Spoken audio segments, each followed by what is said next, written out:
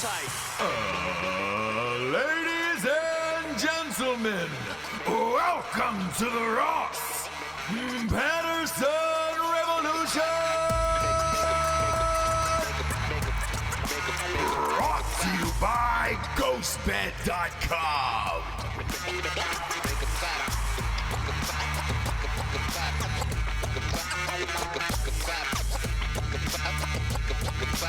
Welcome to Ross Patterson Revolution. We got two special guests today because they're two of my favorite actors on the planet who have happened to get together and create the greatest autobiography ever written about the life of Danny Trejo. We've got Donal, Logue, and Danny Trejo here today. Welcome, gentlemen. How are you? Thank you. Great. Fine. Thanks for having us. Oh yeah, absolutely. Donal, I'll start with you. We have a close friend together. I know both of you pretty well. Who is that? Michael Raymond James, who you did a TV show called Terriers with. No, man. Mikey's my brother. And without telling Danny, Mikey's like the greatest actor who's ever lived. Like the guy is unbelievable. That's it. I said second greatest actor who's ever lived. Mikey's so good that you're like, how does that guy not have like 5 Oscars in his closet? He's been on the show numerous times. We're friends in real life. Terriers was one of my favorite shows ever, and I felt like if they just gave that an extra season on FX, it would have exploded. I don't know if John Landgraf is still there, but tell him to put it back on the air. Well, Landgraf felt bad, and it's a dollars and cents thing, and I have nothing but John Landgraf is, everybody wants to say about Hollywood executives, it's like, oh, they don't know what they're talking about, and they're like, oh, give me more of the green guy or whatever the heck. John Landgraf's the smartest dude you'll ever meet. Like his taste is so on point. He articulates things in such a remarkable way. So I know it, but what I will say about John is he fought to keep the show on the air when the ratings were terrible. He fought his fight, but it was to give us the 13. And what was so cool about that was that when it went to Netflix and it found a life afterwards, it gave it this new life. And so I'm always going to be appreciative. Yeah, it broke my heart, man. I actually quit the business for a bit and started driving truck after Terriers because I was just so bummed out. Yeah, and I feel like we all have these crazy Hollywood stories where if one thing doesn't go right, you get pissed off about it, and then you kind of live in that headspace for a while. Danny, I don't know if I've ever gotten to tell you this in person, but you actually got one of my movies greenlit, and it was an impossible movie to make. And if you didn't do it, I don't know that it ever would have been made. It was a movie called Pool Boy, Drowning Out the Fury. Yeah, I remember that. Yeah. Was that with Kevin Sorbo? Yeah. It was with Kevin Sorbo. It was a crazy underground comedy that exploded, and it was a huge cult movie. But we were going after every stereotype in the movie, and they said, look, you've got to get a huge Latino actor to do this movie. Danny, you agreed to do it, and you sat down with me and you said, look, I think the comedy in this is really funny and really smart. I don't really care what anybody else says. I'm going to do this movie. And it was about, we shot about a month before Machete came out. And I to this day, I can't thank you enough for doing it. Thank you. God, I couldn't thank you for giving me a job. Hey, by the way, I don't know if you probably didn't get a chance to get the advanced copy yet, did you? Of the book? No, it has not come in. Yeah. So, man, we'll have to get you one. So what happened was, can I blow a piece of the book, Danny? Yeah. So Danny's living at a hotel. He's newly single. He's got like whatever it is, 35 grand in the world to his name left. And then he's going through it at a clip because he's living at this hotel, right? And can I tell this story, Danny? And so then he goes to the bank one day and he realizes, man, I don't have anything left. And so he takes what he does have left down to Skid Row and just starts handing it out. And he's like, partially to feed my own ego, partially to be a good guy or whatever. And then he goes to a meeting and he runs into Mario Castillo, who you'll get to know well in the book. And he says, yeah, me and, Mario's out of prison, excuse me. And he said, where are you living? And he goes, oh, this hotel. And he goes, well, come live with me and Max. And they had this house in Pacoima. And Danny's like, let me think about it. And the second he said between about and it, he goes, I'll do it. And he moves in and he got pool boy. And pool boy was the job. That was the job that he built everything back up from zero. What? Yeah. I had no idea. Are you serious? Yeah. So when you said that, dude, I was tripping because I was like, you have to know what role that movie played in the rebuilding of his life. No I way. just gone broke. I mean, you know what? It's like I was doing really well while I was married. In fact, I think me and my wife were wealthy, and then we got a divorce, and then she was wealthier. And and then but I just kind of like, I don't know how to say it, like just kind of like, God, I was 68 years old or 60, and my life starting over again, and you're a damn failure, and it was crazy. It was just a crazy time, and I was out of money. I remember I was given just partly, but Donald said it, to feed my own ego and really to just do something for somebody else, because I always feel better. And then it was funny because it's like when Mario said, well, come stay with me and Max. Somebody just moved out. They had a house just right down the street from my mom's, and me and my mom had been separated for quite a while. And you see in the book, and then so because of these two guys, I got closer to my mom again, and it was funny. Like Donald said, that was the beginning. Right after Pool Boy, I got Machete. Yeah, and then bam, I'm back on I'm shitting in tall cotton again. Yeah, so Donald, I wrote, produced, and starred in that film, and there was one of the, I think my second or third movie out of my own production company. But as well as I do, if you don't get a star for an independent film, then it doesn't sell well overseas, and then the financiers won't give you money for it and everything else. Hey man, congrats to you, because I've had a really hard time trying to get small things off the ground, and like you said, it's like, okay, who's in it? Yep. And then who's in it? And who else is in it? Right? Yeah. Or you're like, I've got this tasty little movie, and I need about 1/8 to do it. And they're like, well, can you get Tom Cruise? And I'm like, shit, dude. If I could get Tom Cruise, I wouldn't be in your office asking you if you wanted to do it. I'm really great. Wanted in Bangladesh. yeah. Because they'll ask that question. They'll be like, "Could he sell a movie in Bangladesh?" And you're like, "I don't know."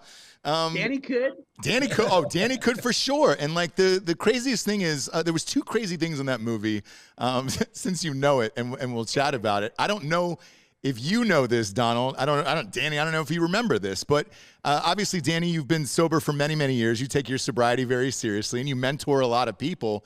We had an actor, OD, on that movie, and the first AD came out and talked to me, and you were sitting next to me behind Video Village, and he goes, "Hey, Ross, we get some real bad news here. I think that guy's dead in his trailer." And Danny, you go, "Who? Who was it? Who's the guy?" And then you go, "Oh shit, I know him. I'll take care of this." And you push the first AD out of the way. I don't know what you said to this actor. I heard you yelling outside the trailer. You shook this guy back to life. He came back, finished the movie for the day, and I was like, oh, everybody, all the crew members were like, damn, dude, Trejo really does live that life. Holy shit. Oh God! I don't know if you remember who it was, but I do. I'm not going to say his name, but you saved the day on that movie, production-wise. IMDb right now. There was a bunch of like oddly famous people in that movie, but you saved this guy's life. And then at the end of the day, there was about 300 workers downtown, because we were shooting downtown. It was about 114. It was about the weather you're facing up in Oregon right now. Down in in LA during the summertime, and there was about 300 workers from the factories who were amped to meet Danny after this 14-hour grueling day in 112-degree heat.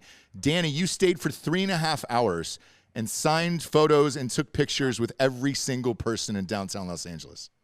Yeah, there was a bunch of them, but you know what? When I say my prayers in the morning, I ask the good Lord, let me take every picture and sign every autograph, just because it's such a blessing to be able to make somebody's day. You know what I mean? Just with a hello and a hi and a picture and and besides that, I've seen actors who stop signing autographs. I see their careers go in the shitter. You know what I mean?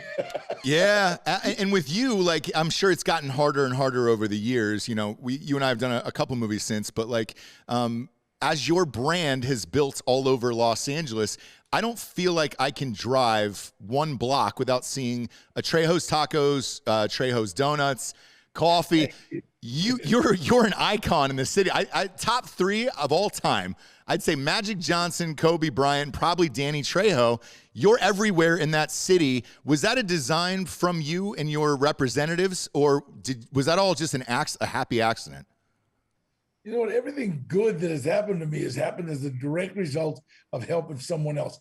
I got into the restaurant business because I helped a director get a low-budget movie off the. He needed an actor, and it was a movie called Badass, and they needed a lead, and so I had a chance to get a 25 grander over here, but my agent kept bugging me about this movie, and so okay, so I did it, and rather than to see my agent go, okay, don't say I didn't say anything, that's okay, well, leave it alone. So anyway, I did this silly ass movie. Turns into a trilogy. Made 4 times the amount of money, but Badass. I liked the movie. It was great. And then I ran into this director named Ash Shaw, who saw that I like good food. I won't eat processed food. I was like 72 years old, so you better be careful about what you eat. And I would always order good food. And he said, why don't you open a restaurant? Jokingly, I said, Trejo's Tacos. And 2 movies later, Badass, Badasses, Badass on the Bayou with Danny Glover. He brought me this business plan, and I opened it, and the first page didn't have 2 killings. So I gave it to my agent, and she said, it's a no-brainer. Yeah. And I wouldn't be in the restaurant business if that didn't happen. And so everything good has happened is helping someone else, and he got a movie, and in fact got 3 of them made. Yes. Hey, Danny, because Ash came up with the business plan when you guys were on 3rd Badass, were you tempted to call the restaurants Badass? Yeah. I'm kidding. Well, Danny Trejo's Badass. I almost thought about calling Dirty Tacos, and then I thought, no, that might not be a seller. Well, did you ever think a face like yours would end up on every block in Los Angeles? I mean, you literally can't drive anywhere without seeing your huge face on all of these establishments. It's incredible. I just think about all the junior high girls that hated me. I'm kidding. Of course.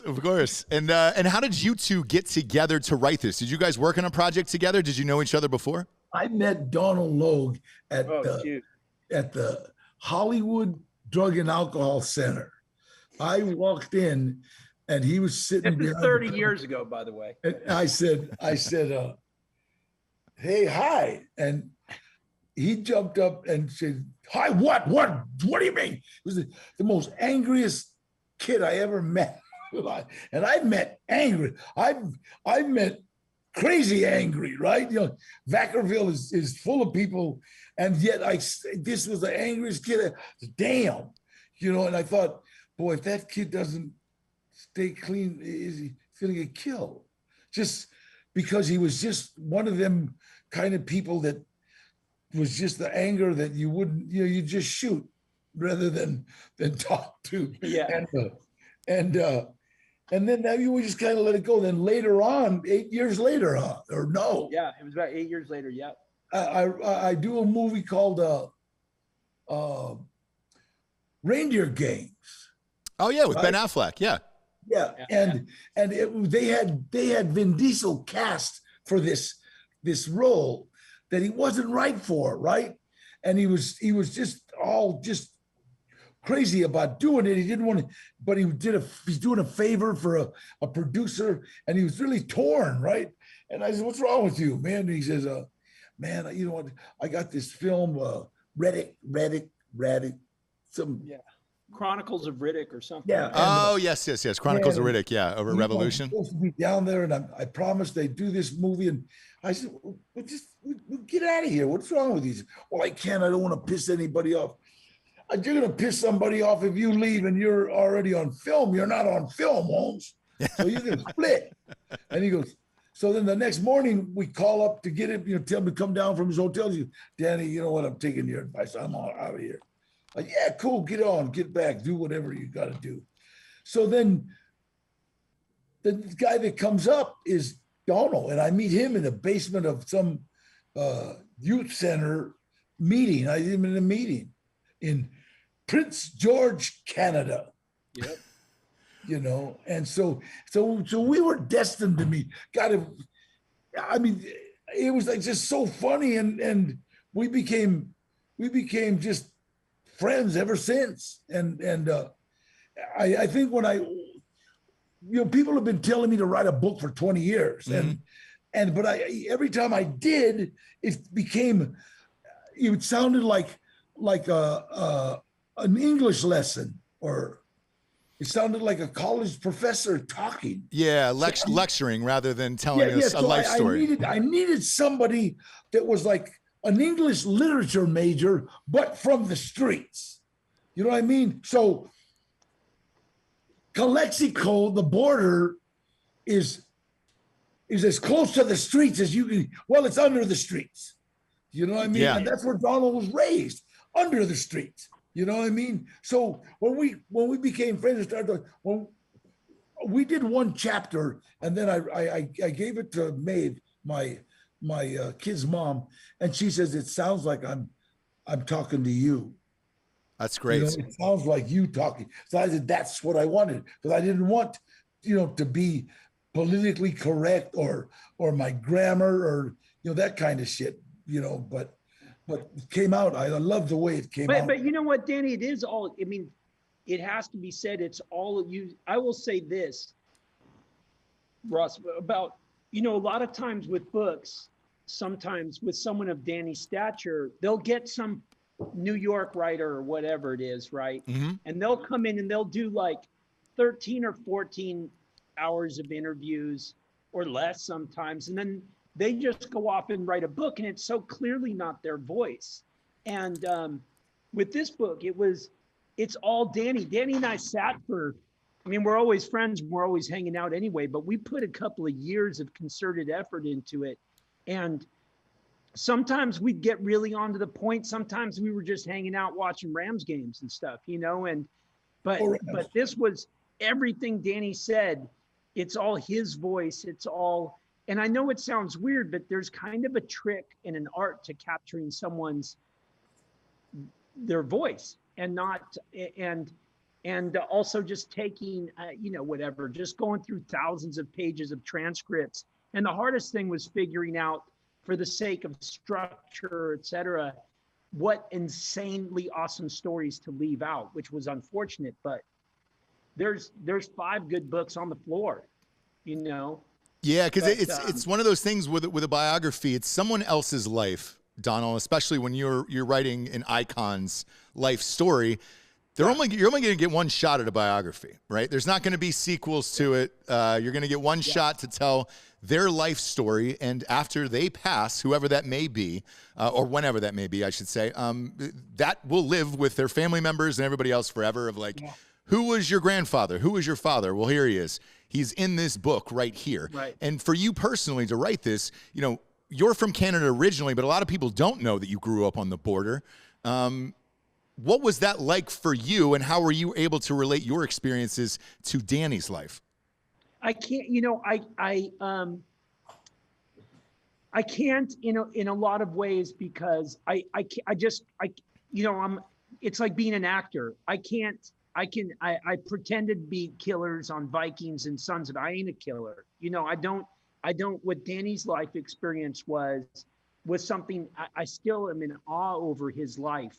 Where I do think, I mean, I think Danny and I would always be friends, and I do think he would always be friends with this kid. I left Canada when I was a year old, so, but I will say this, like Danny's come down a couple of times to the border with me, where of course, you know, Danny coming down to the Imperial Valley is like Moses parting the friggin' Red Sea. Oh, yeah. And Danny came to my high school to speak. And there was something about it that drew us closer, because as Danny was kind of intimating, you know, what was so strange was where I grew up and how I grew up was very close to how Danny did. Very similar kind of neighborhood. And I was just the weird redheaded dude, and there's always one, you know what I mean? Like my co-host on another show is that guy. Yeah. That's what I noticed in the classroom. He was still the only redhead. But you know, we had so many. I don't know. It's my link with Danny goes deeper, and things have happened between me and Danny that have no explanation. It made me, this sounds crazy. I've been kind of a believer, but confused. Your sound, Donal, your kind sound. of an agnostic. Yeah, I'm sounding weird. Go ahead. There you go. Yeah. No, we got you back. The robots took over for a second, but we got you back. I was just always, I was like my whatever my relationship with the higher power and the spirit of the universe or whatever. And Danny, shit always happens with Danny where I'm like, whoa, I am a believer.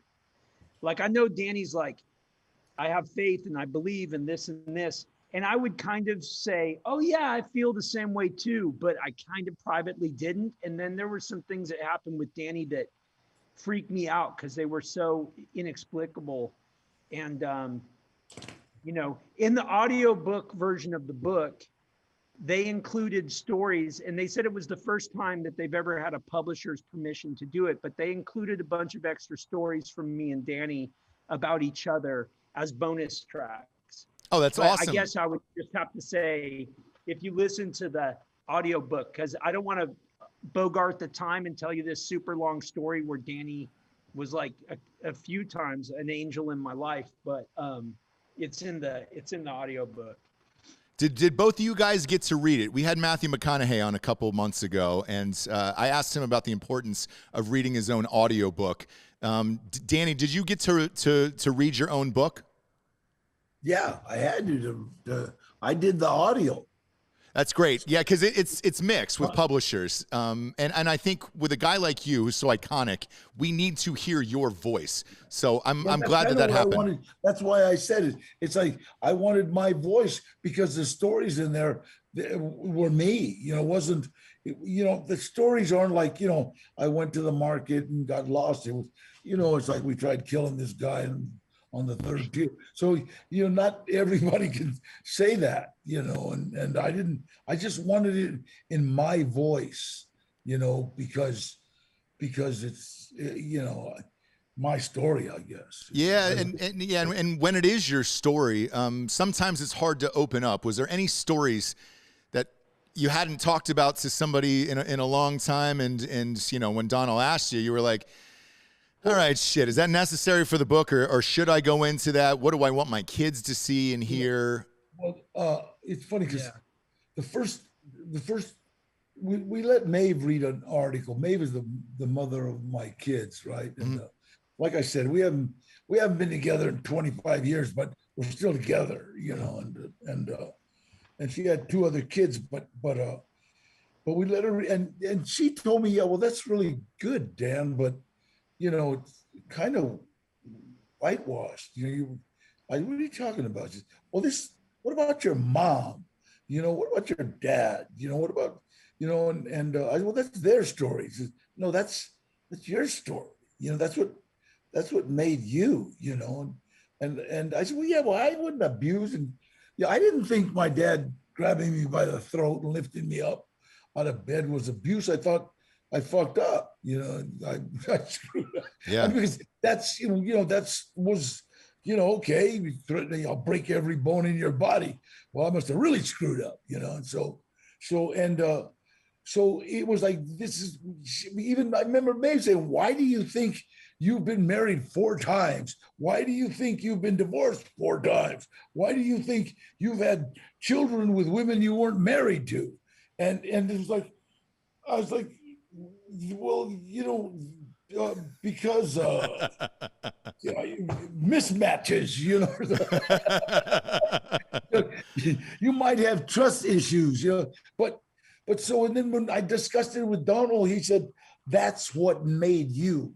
You're not, and I just, well, I don't want to blame this on my mom or my dad, but no, that's their story. This is yours. This is what made you, and so, all right. But so Danny, and I'll say this, in that, deep. what you taught me was, it wasn't blaming either on them. It's not blaming yourself. It was realizing that certain people do what they have. She didn't do that to hurt you. She did it to free herself in some kind of way, or right. So funny. I say that a lot of times, that, he didn't do that to you. He did that for him, for himself. And it's like, but I couldn't see it, what I mean? Until we really wait a minute, I can't, what is it? Let he who is without sin shoot the first bullet or something like that. Yeah. I mean, and it's like, wait a minute, man. I've been married 4 times and cheated on every one of my wives. It's not funny. Don't laugh at it. No, look, you've described all of my friends to a T right there. Exactly. Oh, God, don't, Jesus, boy, let me try to get a date now. Donal, let me ask you this. You said you had about 4 books left on the edit floor, if you will. What was a story that was left out that you wish would have made it? Story that it was left. Oh my God. Let me see. There was first of all, I'll say this is a blanket statement, but I'll say a bunch of stuff from the prison years. Endlessly fascinating, super dark, really effed up. Those ones I would say, I'm just trying to remember if it's still in there. A couple of the stories about guys, Danny running into guys outside that he had done time with. What do you think, Danny? What one story do you think that bums you out about not? There was a lot of stuff. There was long sections about Danny's boxing career after. Oh, yeah. What was the guy's name? Danny Howie Steinlen? Howie Steinler, yeah. There was a lot of stuff about, and I will say this, I don't mean to get too tangential. There's a guy, Howie Steinler, that Danny boxed for when he got out of prison, because at the time the state wouldn't grant Danny a professional license because he was a convicted felon for 2 years. Mm-hmm. But Howie Steinler had Danny Little Red as brother. He had all the amazing boxers and went around fighting these underground illegal smokers. And that was an amazing, those were amazing stories. A lot of the stuff about Danny fighting, there were more intensive fighting fire stories when he was in the firefighting conservation camps as part of the prison system. But I will say this is a little bit different. So shit, I don't even know if I can say this. You tell me if I can. Danny, just if I can't say this stuff.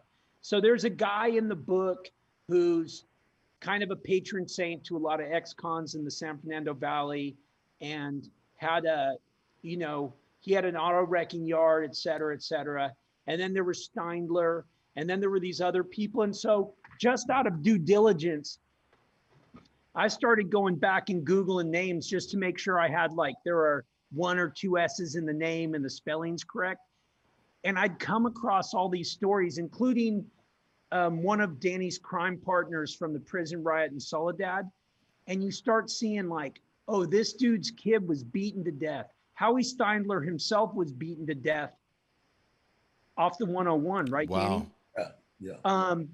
Or, you know, someone's kid went, this kid went crazy and did a murder for hire on his wife, this guy. And it was like, what I realized was that the generational violence was so insane, you know? Yeah. And I don't want to get into specifics because I don't want to, like, again, I don't want to hurt people with stories, but I remember from my youth, there was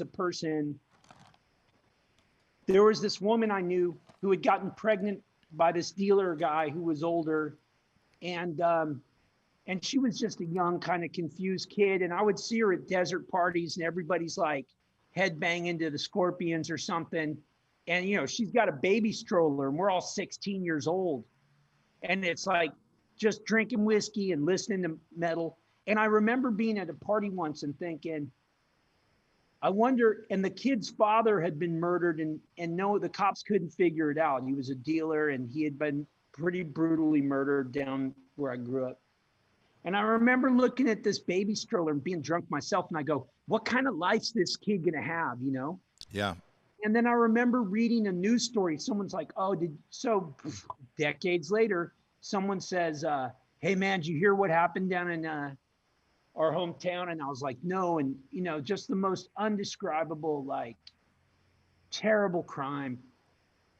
And they go, who's that? And they go, oh, so-and-so. And I'm like, oh yeah, the kid in the baby stroller. Oh man. You know, and it's this, like, yeah, it just circles back around. You know what I mean? Yeah. To break that cycle is so brutal, or to start motion. And, you know, God bless people, man, because some people just a lot stacked from the get-go. I'm not excusing. One second. I also think that people can, I also think, you know, there's no excuses, because we can all take back our life and not blame, like Danny says, circumstances. Oh, you know what? My parents did this really bad shit to me, so I have a license to do shitty things to everybody else. No, because at some point we get self-awareness, and we don't get to keep blaming people for our behavior, you know? Yeah. But, there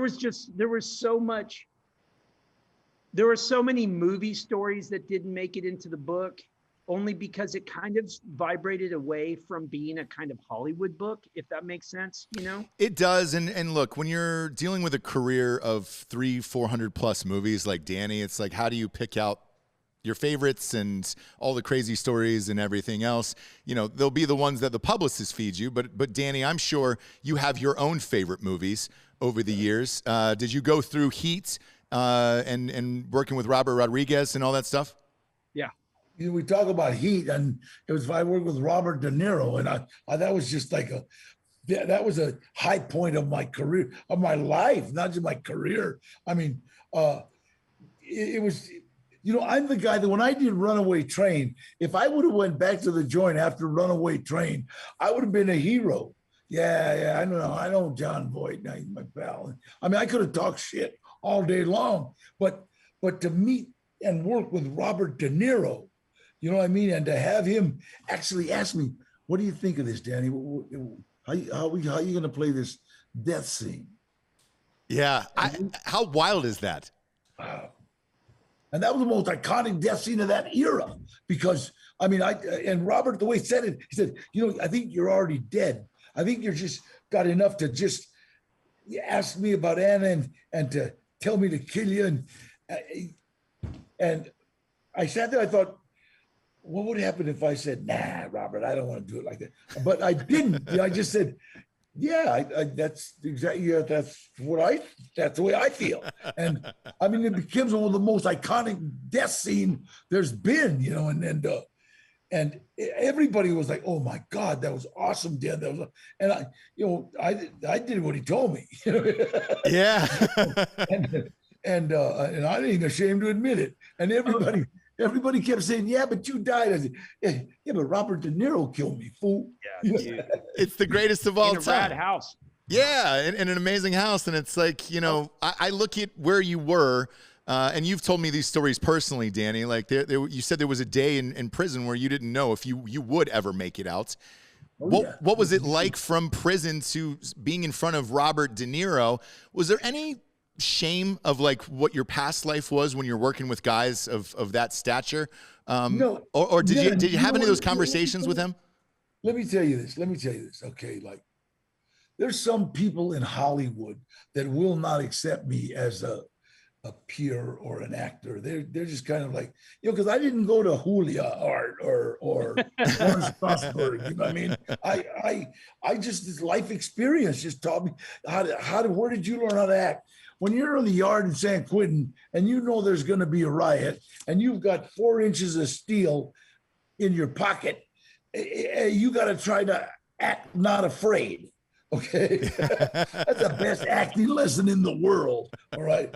And so my life has been a movie, and then there's no shame. In fact, 9 times out of 10, I was hired as a consultant, an armed robbery consultant or a gang banging consultant. And I just, I think I'm not proud of my life. But I never want to forget my life, because I can go back there real quick if I just do wrong. Yeah, and the reason why I asked you that is Hollywood is such a conforming town where they want you to be this one thing, and what you said was perfect. I realize is that you better be yourself because everyone else is taken. You know what I mean? And copies don't sell for as much. So it's like I got to be myself. This is me. This is what you get. That's how come. Like I don't even go to auditions anymore. When they see my picture, they know. Well, he's not going to be the babysitter. They know who I'm going to be. Why not? Because I hate kidding. I will say though, my favorite story that I don't know why. Who knows why? Shit, I guess it's up to me. But there was the story where you're 12 years old and Gilbert pulls up to the house with Charlie Diaz's crime partner. Oh yeah, and they're dressed in like. They're so unbelievable. They're dressed in black fedoras, black coat. They used to be Pager pants, and they're just like so cool. And they got their 45 and they just did their robbery. They just did a robbery, so they're like floor showing, and they hand me all the ones. They each give me about 8 ones. Here, kid, take those. They were eyes showing off. So, but I was trying to get. Can I say it? Yeah, man. Yeah, this is the story we left out. I was trying to get the girl next door to show me her tits, and she wouldn't. So now I got like $16, and I said, hey, I'll give you $3 if you show me your tits. So for $3, she showed me her tits, and then I said, I'll give you another $1. Let me touch them. Although I will say my favorite part of the story when he was walking over to her house with $16. At first he's like, I'll give her all of this. And he's like, wait a second. I don't necessarily have to offer all of it up front. I'll see what But it was like, that was when I decided, shit, I'm going to be a gangster. Because, it was literally, I can get anything I want, with money, and it was like, that's what my uncle showed me. And he didn't know he was doing that. You know what I mean? The same thing with heroin, when my grandfather was screaming at us and I'm pinching my ass because I know he's going to hit me and I'm going to shit myself. And I'm 12 years old. And he's just yelling at us and he's frothing at the mouth. And I look at my uncle and my uncle's going, My uncle's nodding Yeah. in the face of death, and he's nodding out. And when my grandfather got so angry at my uncle that he was nodded out, storms into his room, and Gilbert wakes up. Hey, did he hit us? You know, and I wanted to be like that. That's the way I wanted to be able to face death, right? Death. You understand? Yeah. And just go to sleep. Well, I know he was on heroin. Yeah, and look, I mean, all the roles you've played, you essentially lived. So yeah, you didn't need the acting lesson. You don't really need the audition. Like you said, you're not going to be the babysitter. At this age, are you going to stop? Do you have any plans to retire? You're going to keep going? No, you know what? My life is the retirement. Really, what did I do? I remember we were doing a movie called The Ridiculous Six with Adam Sandler. Yep. Yeah, funny ass movie, cowboy movie, right? And me and 48 Hours. Who did 48 Hours? Eddie Murphy and Nick Nolte. Nick Nolte. Me and Nick Nolte are sitting in a trailer, and I mean, we're sitting in a tent and they got these fans and air conditioning and we're just in there and this guy walks in and says, "Hey, when are you guys going to retire?" And Nick goes, "From what? We're playing cowboys with Adam Sandler." And it's like, and that's my life. You'll thank God I'm not mixing cement. Yeah. I got two guys right now working in my backyard. They're building we're building another fence, and I take them water, and it's like I thank God that, man, I'm not pouring cement no more. I'm not mixing cement. I'm not fighting a fire. I'm what am I doing? I'm not doing to be or not to be. But I'm still just give me the money, bitch. Speaking of which, how did you do well in that Snickers commercial? I'll never forget when that aired during the Super Bowl. That had to have been gangbusters. Hey, when my agent told me, "Hey, you're doing a Super Bowl commercial," and I said, "That's the holy grail for an actor." Oh yeah. I mean, you think getting an Oscar is cool, but who and the whole world watches the Super Bowl? You know what I mean? Yep. And just movie buffs watch the Oscar. I mean, the whole world, people that don't even like football watch the Super Bowl. Yeah. Super Bowl commercials. Yep. And so she says, "You're going to do a Super Bowl." Oh my God. She has one problem. What? You're going to be a Marsha Brady. And I says, "Super Bowl?" And she goes, "Yeah." Marsha. I can do that. Do I have to wear a dress? No. Okay. So we did the Super Bowl commercial. People still talk about that. I saw you on a Super Bowl because everybody watches Super Bowl. Yeah, because it was with Buscemi, your old buddy, and Steve Buscemi, my best pal. It's amazing. Yeah, because you're right. Like if you look at the ratings of the Super Bowl, you're looking at about 110, 112 million versus the Oscars. You're lucky to, this year they were under 10 million viewers. So yeah, you're looking at, 11 times the audience in one night, and you're instantly globally famous from that Super Bowl commercial, along with all the other great stuff you've done. Look, we are super grateful to have you guys on tonight. Tell everybody where they can find the book. And are you guys doing any live signings anywhere, or has COVID kind of nuked that? I don't know. We're Come doing to a my live house. signing. I'll tell you a book. We're doing a live signing in LA. I mean, we'll probably add more and more now that COVID's opening up. We did a virtual one today, but right, Danny, we have one in LA on the 11th of July, and I think we're going to do a lot more. We're going to figure it out as it goes along. Donal, I got a Comic-Con in Houston, Texas. When? The 17th, I think. July? July. I don't know. Sorry, can you hear the little ones in the background? Oh yeah. Look, it's the same at my house too. I got two kids. I'll let you know when. Perfect. Hey, when's that Comic-Con? We're also going to do, so the book is available, obviously at Amazon.com or Barnes and Noble or, any Audible, anywhere books are sold.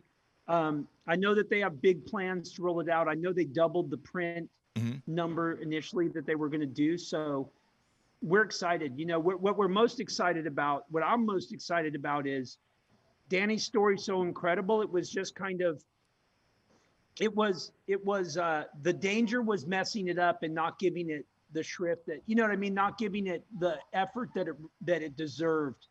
And the story, like you said, and you aptly said, was this, you got one shot to really make this memorable and worthy of Danny's life. And I think, you know what, I gotta say, I could have done this with anybody else but Donal. I wouldn't have trusted anybody that much, and I wouldn't have been as free, I guess. But I needed a voice that knew both the language and the streets, and he did. He just like I said, it's like everybody thinks it's my voice. Yeah.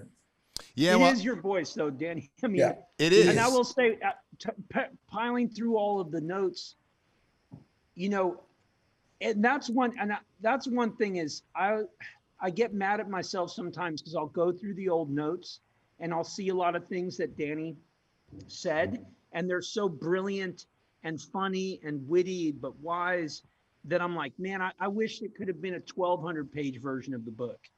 But maybe we'll do some kind of companion, you know, or something. Well, the good thing is I'm looking at the audiobook. It's 13 hours. 15th and 17th, just the 15th and the 17th. Anybody in Houston, I'll sign books. Oh, perfect. Yeah, we're down in Texas. Come on down to Houston. You're good with Instagram and all your social media accounts. You'll be able to find it there. You're in Texas? Where are you at? Yeah, we're in Austin, Texas. So I love Austin, man. Yeah. 6th Street. Hey, the cops got a name for me on 6th Street. What's that? The Eagle. Because every time I get there, it's like, they'll always say, all right, Eagle's here, and I got to go. They'll always help me. I'm sure a guy like you gets attacked on 6th Street. I love 6th Street. It's so much fun, man. I mean, it's like, you know, one time I was there by myself and I'm standing there and there's like 4 Marines, and I could tell they're Marines because their hair, and it's right during the Gulf War. I'm standing there and I'm looking at them arguing with this camera. I know they want to take pictures. So I walked over to them. I said, hey, what's up? You guys are Marines, man. What do you want? He says, man, we're afraid to ask you for a picture. I said, what? You guys are Marines. You charge bullets. Come on, man. Let's take a picture. And what do you guys want to do? He says, man, we should get a drink. I says, well, why can't you get a drink? She says, well, they were 18, right? And I said, shit, come on. So I go into a bar. Every bar I go into Texas, they're like, hey, Trejo, yeah, give me, yeah, hey, set up my posse. I got them kids so fucked up. It was unbelievable. Hey, no, but we were going down 6th Street talking about from the halls. God, I hope they made it. Well, look, the military community loves you. You know, obviously in Range 15, that was paid for by the military, by veterans, starring veterans. You were gracious enough to do that movie. I wrote and directed that as well. That's right. And to this day, man, everybody talks about you in Range 15.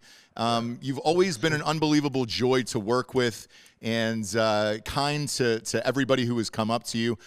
You truly deserve all the success that has come your way in this life, and you're a special person, Danny.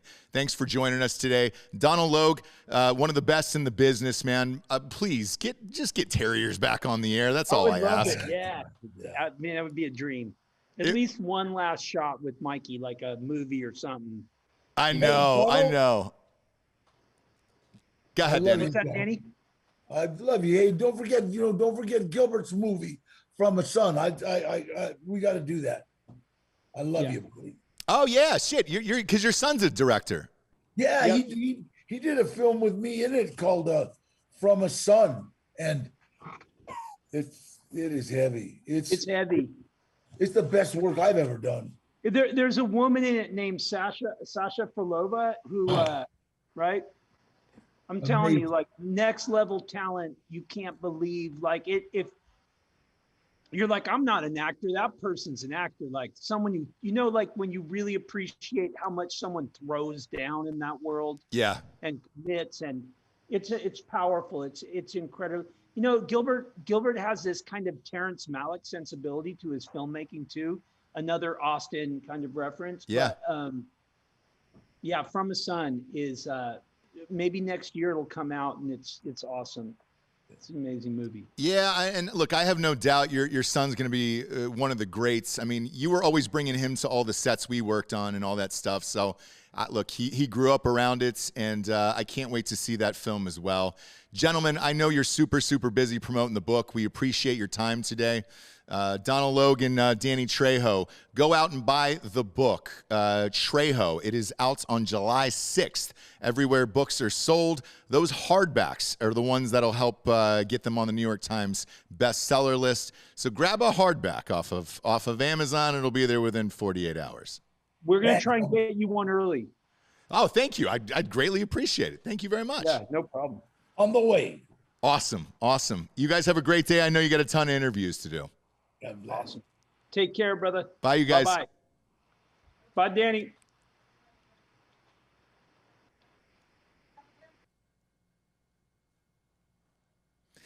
Man, what a crazy episode. Did not I did not know the Pool Boy story, by the way. Yo, you want me back in? I'm sorry? Yeah. I'll just clap back in, that way it's easier. So whatever their best cut point is out of that, we'll go back into this. Man, what a crazy, crazy story. I did not know that about Pool Boy. I'm actually kind of blown away by that. Danny's done somewhere in the neighborhood of 300 to 400 movies. And he is one of those people, like we were talking about at the top, where if you get him for an independent film, it will definitely sell in territories around the world. And for real, he changed my life on that one, because if he said no, there was nowhere else to go with that. At the time, there wasn't a Latino actor that could sell overseas like that, and as crazy as, and I'm not talking China either. This predates China and all that stuff. I'm talking Spain, Italy, France, Germany, England, Switzerland, even. Everybody knows who Danny Trejo is. And then, to have Donal Logue write the book with him. Like I said, Michael Raymond James, who's been on the show numerous times and is a beef fry in real life. Terriers was one of my favorite shows, and it was one of those shows where it made me believe, and I'm gonna really underline believe probably 3 times in that statement, that you could make something great that was off the beaten path, and you could get it made, and you could get it on a major cable television network. Now, even though it only went 1 season, it was still like a massive risk. I love the show beyond words, and I know Jesse does too. And then every time I see Mikey in real life, he says the same thing. He's like, dude, I would give anything to get Terriers back on the air. So I know he feels the same as we do in that regard with that. Writing a book is very, very tough. These guys, I can promise you this. I off air, I talked to Delco Dan here and Giorgio. At one point, I had taken a meeting with Danny's manager, Gloria Hinojosa, about this book. There was a lot to dig into. I can't wait to get the copy for myself, because some of the stories that were told to me were so crazy that it was beyond comprehension. There was one moment in Danny's life that he might not have gotten out of prison. Might have stayed in there for life. And when I'm looking at most of these books that come out, I look at the audio book and what the hours and minutes are. This one came in around 13 hours, and I'm sure he unloaded all the stories in this one.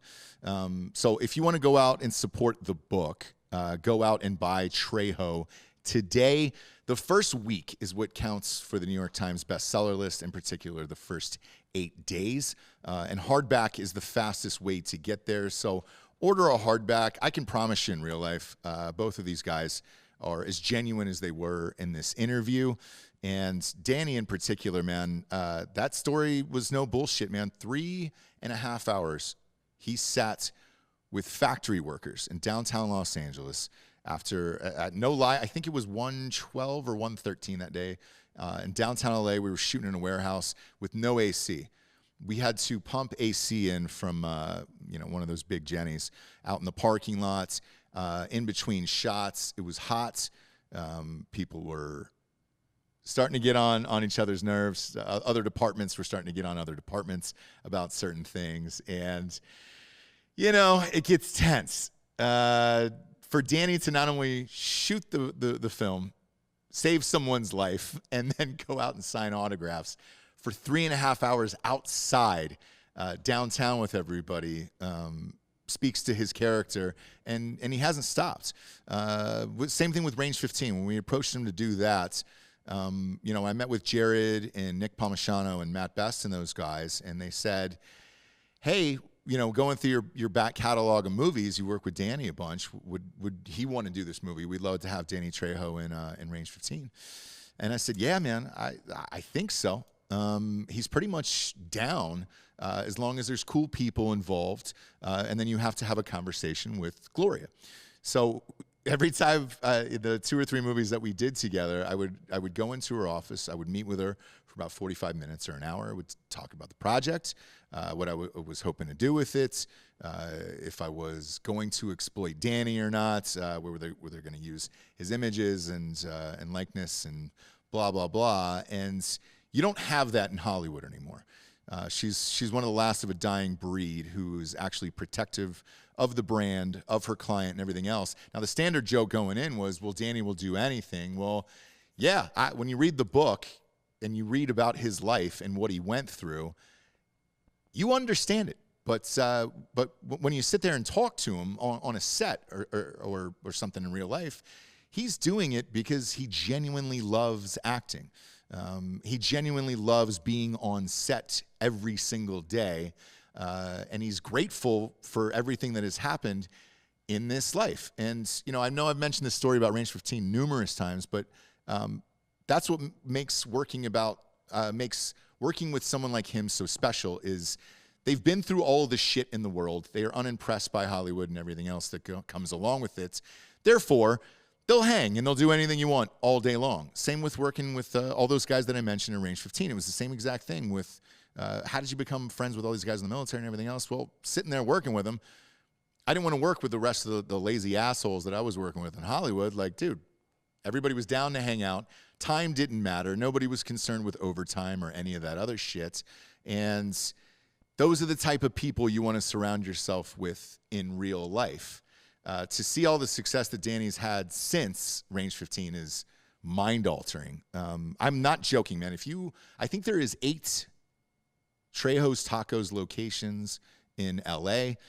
You drive all over that city. Every block has something with his face on it that he owns, be it a restaurant or a coffee house or whatever it is. And it's truly spectacular to see.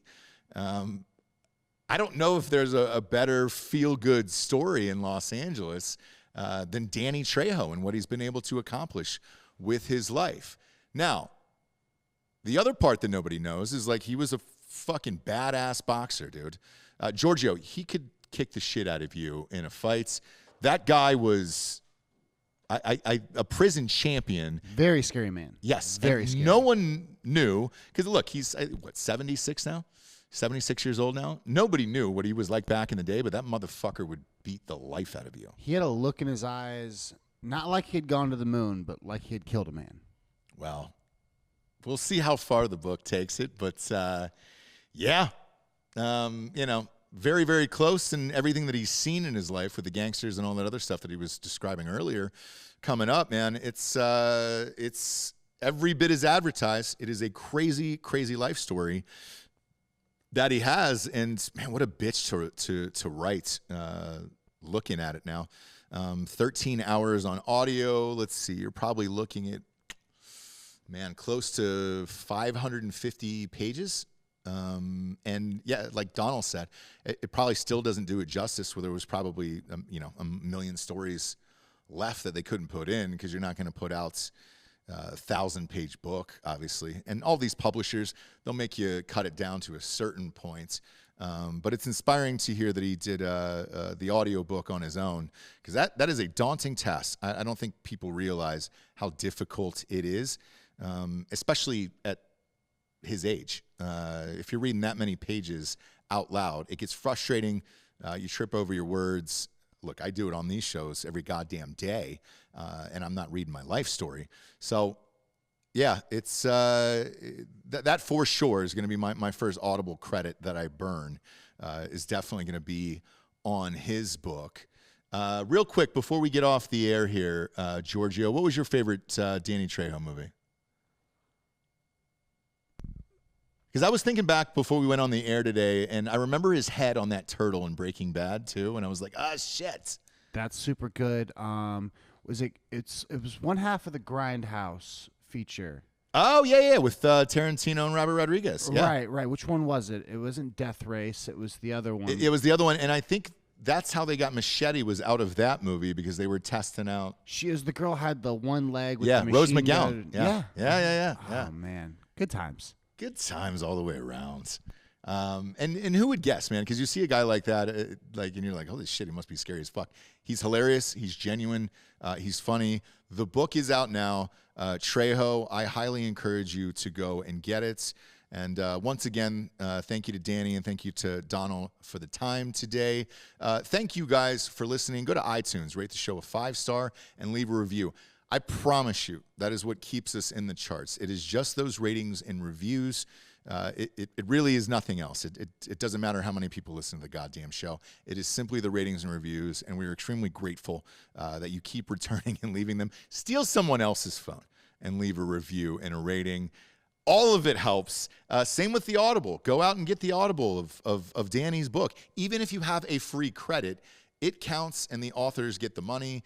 I know it sounds strange, but they do keep track of that behind the scenes, and they will get paid for it. So burn a free Audible on this book, and go out and get the hardback to help drive those guys up the New York Times bestseller list. I know Jessie wished she could have been here today.